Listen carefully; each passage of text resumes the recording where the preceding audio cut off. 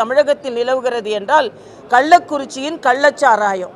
இன்னைக்கு நீங்கள் பார்த்தீங்கன்னா கருணாவூர் என்ற இடத்துல கருணையே இல்லாமல் இன்னைக்கு கொலைகள் நடந்திருக்கிறது. கொலைன்னு தான் நான் சொல்ல முடியும். ஆக 50 வருஷமாக அந்த பகுதியில் அதெல்லாம் நடக்குதுன்னு சொல்கிறாங்க. நான் என்ன கேட்குறேன், காவல்துறை அதிகாரிகள் என்ன செய்தாங்க? இன்னும் சொல்ல போனால் ஆளும் கட்சியின் அரசியல்வாதிகளின் துணையோடு தான் இது நடந்து கொண்டிருக்கிறது என்றும் சொல்கிறார்கள். நான் கேட்குறேன், ஆளுங்கட்சி அரசியல்வாதிகள் துணை இல்லாமல் இவ்வளோ பெரிய வியாபாரம் அங்கே நடந்திருக்குமா? அங்கே ஏற்கனவே பிடிபட்டிருப்பவர்கள் கண்ணுக்குட்டின்றாங்க. அவரை நம்ம கண்ணுக்குட்டின்னு செல்லமாக சொல்கிற ஒரு பேரை வைத்து கொண்டு ஒருவர் பல வழக்குகளை வைத்து கொண்டு இன்று பல பேரை கொன்னவராக மாட்டி கொண்டிருக்கிறார். ஆக இதையெல்லாம் இன்னும் தீவிரமாக ஏதோ அதிகாரிகளை மாற்றிட்டோம், அதனால் நாங்கள் நடந்துடுச்சுன்னு கிடையாது. அதிகாரிகளை மாற்றுவது என்பது கண் துடைப்பு. இன்னைக்கு ஏன் முதலமைச்சர் அங்கே போகலை? ஏன் துறை சார்ந்த அமைச்சர் அங்கே போகலை? எல்லா இடத்துக்கும் உதயநிதி அனுப்பிட்டா போதுமா? ஆக உதயநிதி முதலமைச்சர் இல்லையே. இது குடும்ப விழா இல்லை, இது இந்த நாட்டோட துன்பம், தமிழ்நாட்டோட துன்பம். அதனால் இதை வன்மையாக கண்டிக்கிறோம். இனிமேல் இத்தகைய நிகழ்வுகள் நடாமல் பார்த்து கொள்ள வேண்டும் என்பது தமிழகத்தில் நிலவுகிறது என்றால் கள்ளக்குறிச்சியின் கள்ளச்சாராயம்.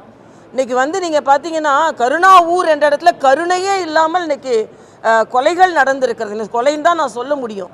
ஆக 50 வருஷமாக அந்த பகுதியில் அதெல்லாம் நடக்குதுன்னு சொல்கிறாங்க.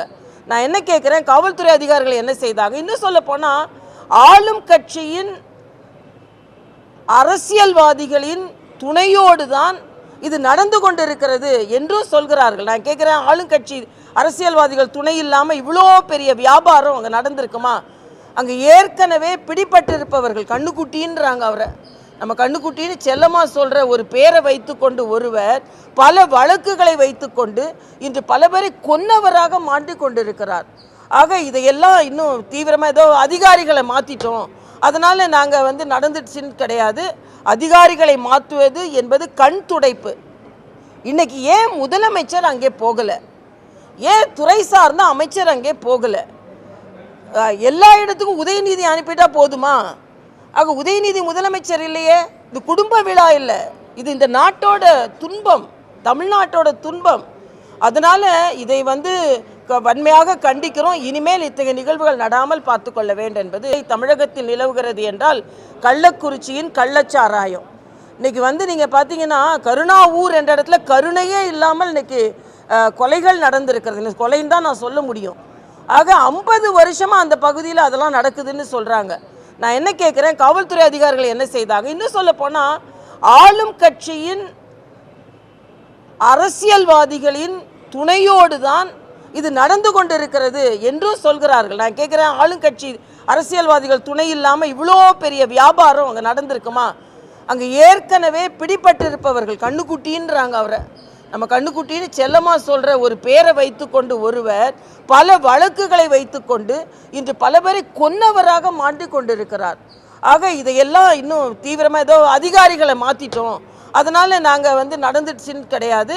அதிகாரிகளை மாற்றுவது என்பது கண் துடைப்பு. இன்னைக்கு ஏன் முதலமைச்சர் அங்கே போகலை? ஏன் துறை சார்ந்த அமைச்சர் அங்கே போகலை? எல்லா இடத்துக்கும் உதயநிதி அனுப்பிட்டா போதுமா?